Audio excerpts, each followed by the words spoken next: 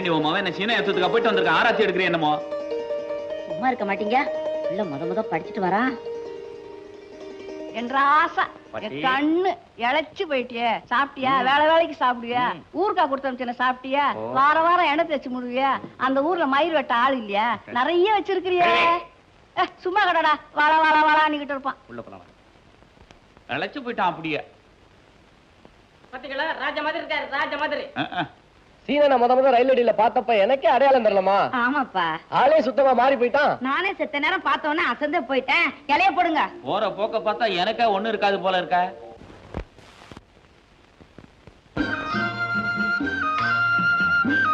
டேய், அந்த பக்கம்லாம் ஒரே காஞ்ச பூமியா கிடந்ததே.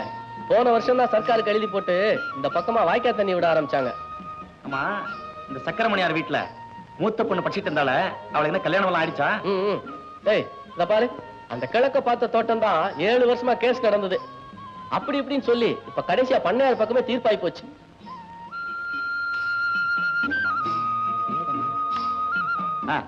நம்ம வாழ்க்கோமனுக்கார வீட்டுல மீனாட்சின்னு 2வது பொண்ணு இருந்தால, அவ என்ன சௌக்கியமா இருக்காளா? கல்யாணம் எல்லாம் ஆயிடுச்சா? டேய், போன தடவை நீ வந்துட்டு போனதுக்கு பின்னால ஆத்துல வெள்ளம் வந்து தஞ்சபுரம் நாசமா போச்சுடா. இப்பதான் ஞாபகம் வருது. போன தடவை நான் வந்து போனப்ப நம்ம கோயில் பூசாரி பொண்ணுக்கு அன்னைக்கு தான் வயசுக்கு வந்து சடங்கெல்லாம் நடந்துச்சு. அவளுக்கு என்ன கல்யாணம் எல்லாம் ஆயிடுச்சா? டேய், ஓங்கி அரஞ்சனா பாரு. ஏண்டா, நான் ஊர்ல உள்ள ஒவ்வொரு விசேஷத்தையும் சொல்லிக்கிட்டு இருக்க, நீ ஊர்ல உள்ள ஒவ்வொரு பொண்ணையும் விசாரிச்சுக்கிட்டு இருக்கியா? டேய், கோச்சுக்காதரா. உனக்கு பொண்ணுன்னா பிடிக்காது, வேணும்னு ஒண்ணு வெறுப்பேத்தாண்டா பேசினேன். நடு. டேய், என்னடா போனியா? இந்த பாவங்களை சும்மா விடாதுங்க. என்னடா அது விஷயம்? கண்ணம்மாக்கு விடுஞ்ச கண்ணாலும் எல்லாரும் வண்டி போட்டு போயாச்சு. சுப்பையா வந்து என்னை காப்பாத்தல. நான் கிணத்துல குதிச்சு தற்கொலை பண்ணிக்க வேண்டும். அது ஓடு அழுது. டேய், யாரும் அது கண்ணம்மா? தரகடைக்கார பொண்ணுங்க. இவர் மேல உசுறு ஆசை வச்சிருந்துங்க. இவரு போய் பொண்ணு கேட்டாரு. அவங்க அப்ப தரமாட்டேன்னு சொல்லி வேற இடத்துல ஏற்பாடு பண்ணிட்டாருங்க. டேய், உன் மேல எவ்வளவு பிரியம் இருந்திருந்தா அந்த பொண்ணு இப்படி ஒரு வார்த்தையை சொல்லி இருப்பா. டேய், எனக்கு அவன் மேல பிரியம் இருக்குடா. நான் போய் அவன் அப்பன்ட்ட பொண்ணு கேட்டேன். என் அனாதைன்னு தூக்கி எறிஞ்சு பேசிட்டான். நான் என்ன பண்ணட்டும்? அப்போ அவன் செத்தாலும் பரவாயில்லைங்கிறியா? சி, நீ இவ்வளவு பயந்தவனா இருப்பேன்னு நான் நினைக்கவே இல்லடா. சாமி சத்தியமா சொல்றேங்க, இதே இந்நேரம் நானா மட்டும் இருந்திருந்தேன்னா நேரா அங்க போய் அந்த பொண்ணை அலாக்கா தூக்கிட்டு வந்து ஒரு கோயில வச்சு தாலியை கட்டிருப்பாங்க. இந்த மனுஷன் தொடரடிங்க. டேய், அரஞ்சனா பாரு. நானடா பயந்தாமலே. ரோஷப்பட்டு என்னடா பண்றது? இவ்வளவு பெரிய உடம்பு வச்சிருக்கே, போய் தூக்கிட்டு வா பார்க்கலாம். இவரால முடியாதுங்க.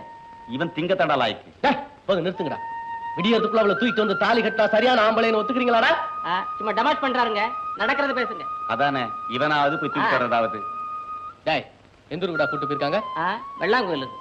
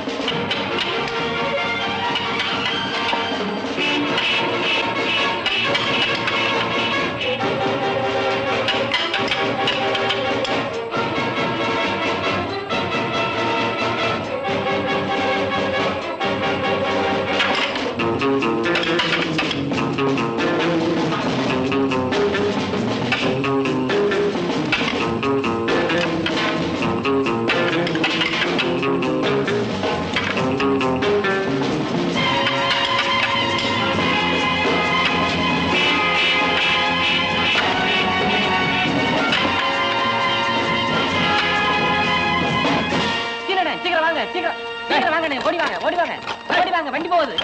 வாங்கண்ணே, சீக்கிரம் போயிருவோண்ணே. சீக்கிரம் போயிருவோம். நான் ஏறிக்கிறேன். சுப்பையா வேகமா ஓட்டுங்க.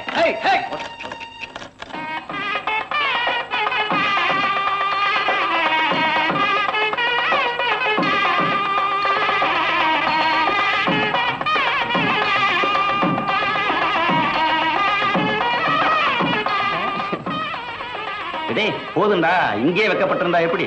அடுத்து வீட்டுக்கு போய் என்ன செய்யணும், ஏது செய்யணும் எல்லாம் பார்த்து செய்யுங்க. அது எப்படிங்க, இன்னும் இருட்டவே இல்லையே. தரகடைக்கார பொண்ணுக்கு ரொம்ப சிரிப்பு தான். பாவண்டா அந்த பொண்ணு, ஜல்லிக்கட்டு காலையே அடக்கிறவனாச்சே. சரி, வாடா போலாம். ஓரம்போ ஓரம்போ ஓரம்போ